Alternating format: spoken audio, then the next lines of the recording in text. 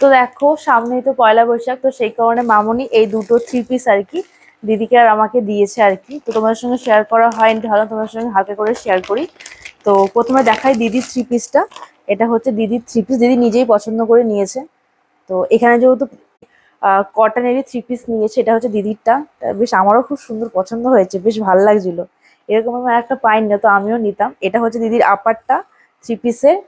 এটা লোয়ারের প্যান্টটাও বেশ সুন্দর প্রিন্টটা। আর এখানে যে এত গরম, মানে কটন ছাড়া কোনো কিছু পরাই যায় না। এটা হচ্ছে প্যান্টটা। আর দুপাট্টাটা এরকম নর্মাল প্লেন সুতো ছাপার মধ্যে গেছে।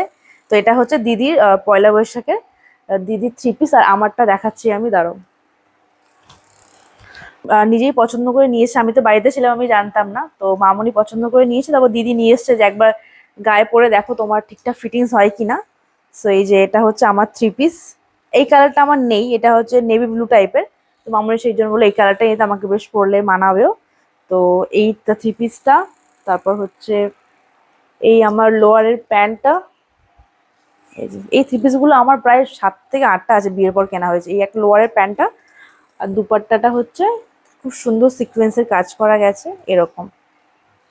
মানে এগুলো একটা অনুষ্ঠানও পরা যাবে আমার 3 পিসটা। এই এটা হচ্ছে দুপাট্টাটা।